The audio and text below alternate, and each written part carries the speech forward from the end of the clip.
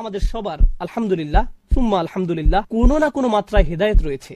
আমরা যে শুক্রবারে আল্লাহর ঘরে একত্রিত হয়েছি এটা প্রমাণ করে যে আল্লাহ আমাদের সবাইকে কোনো না কোনো মাত্রায় হেদায়েত দিয়েছেন। কাউকে তিনি বেশি হেদায়েত দিয়েছেন, আবার কাউকে কম হেদায়েত দিয়েছেন। সালাতে কারো মনোযোগ বেশি থাকে, আবার কারো কম মনোযোগ থাকে। আমরা সবাই একই পর্যায়ে নেই, এটা সত্য। কিন্তু জানেন এই দোয়া আমাদের কি শেখাচ্ছে? আমার চূড়ান্ত লক্ষ্য হলো আমাকে আল্লাহর আরো নিকটবর্তী হতে হবে। আমি এখানে এজন্য আসিনি যে নিজেকে অন্য একজনের সাথে তুলনা করব। আমি এখানে এসেছি শুধু নিজের আজকের অবস্থানের সাথে নিজেকে তুলনা করতে। আমি যদি শুধু নিজের এখনকার অবস্থা উন্নতির জন্য কাজ করে যেতে পারি, এটাই আল্লাহর সামনে চূড়ান্ত সফলতা। এর চেয়ে চূড়ান্ত কোনো সফলতা নেই। আপনি কোনোদিন নিখুঁত হবেন না, আমিও কোনোদিন নিখুঁত হতে পারবো না। আমরা যা করতে পারি তা হলো আরেকটু ভালো হওয়া, এরপর আরেকটু ভালো, এরপর আরেকটু ভালো। শুধু দিন দিন ক্রমাগত উন্নতির চেষ্টা করুন। যদি কেউ এভাবে আল্লাহর নিকটবর্তী হওয়ার চেষ্টায় রত থেকে মারা যায়, সে সফল।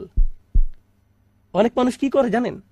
তারা অন্যদের সাথে নিজের তুলনা করে। আহা, সে তো পুরো কুরআন মুখস্থ করে ফেলেছে, দেখো কি সুন্দর তার তেলাওয়াত, সে প্রতিদিন মসজিদে যায়, আজানের পূর্বে এসে উপস্থিত হয়, সে যে আল্লাহর কত ইবাদত করে, সে কত বেশি জানে, সে আরবি জানে, তাফসির জানে, এটা জানে, ওটা জানে। তারা মুসলিম হিসেবে আমার চেয়ে কত উত্তম পোশাক পরে। নিজেকে অন্যের সাথে তুলনা করবেন না। আল্লাহ আপনার কাছে এটা চান না। আল্লাহ আপনাকে অন্যের পাশে রেখে তুলনা করবেন না। তিনি তো আপনাকে এমনকি দুনিয়াতেও অন্যের সাথে তুলনা করতে চান না। আর আখিরাতের কথা বাদই দিলাম। ওয়ালা তাতামান্নাউ মা ফাদ্দালাল্লাহু বিহি বা'দুকুম আলা বা'দ। অন্য মানুষদেরকে যা দেওয়া হয়েছে তার আকাঙ্ক্ষা করো না, নিজের প্রতি এমন অন্যায় করো না। তাহলে আমরা কি শিখছি? উদাহরণস্বরূপ আমরা শিখছি, আপনি আজকে কোরআন তেলাওয়াত শেখা শুরু করলেন, আপনার বয়স হয়ে গেছে 35, 30 বছর যাবত বইটা খুলেও দেখেননি। সিদ্ধান্ত নিলেন আজ থেকে কোরআন তেলাওয়াত করার। আপনি এমনকি বিসমিল্লাহও পড়তে পারছেন না, আরবি বা অক্ষরটি দেখতে কেমন সেটাও ভুলে গেছেন। আপনার বয়সের মানুষেরা বড়দের মতো করে পড়তে পারে, এখন আপনাকে বাচ্চাদের মতো শিখতে হচ্ছে। এতে কোনো সমস্যা নেই। আপনি যখন আলিফ পড়া শিখছেন, বা পড়া শিখছেন এবং আল্লাহর দিকে কিছুটা অগ্রসর হয়েছেন, এখন এই অবস্থায় যদি আপনার মৃত্যু হয়, আপনি হয়তো একজন হাফেজে কোরআনের চেয়ে উত্তম, যে সম্পূর্ণ কোরআন মুখস্থ করেছে, কিন্তু এর প্রতি কোনো কদর নেই।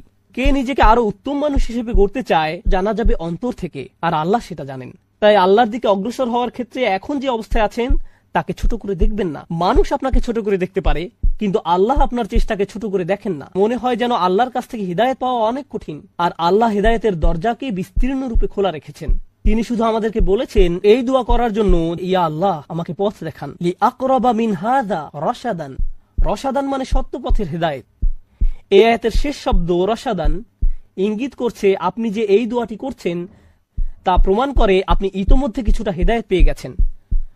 আপনার বলা উচিত নয় আমি পথভ্রষ্ট। এই আয়াত স্বীকার করে নিচ্ছে আল্লাহ যে আপনাকে দোয়া করার সামর্থ্য দিয়েছেন, এই সামর্থ্য নিজেই আল্লাহর পক্ষ থেকে আপনার জন্য একটা হিদায়াত। আল্লাহ আপনাকে আরো দিবেন, তিনি আরো দিবেন এবং তিনি আরো দিবেন।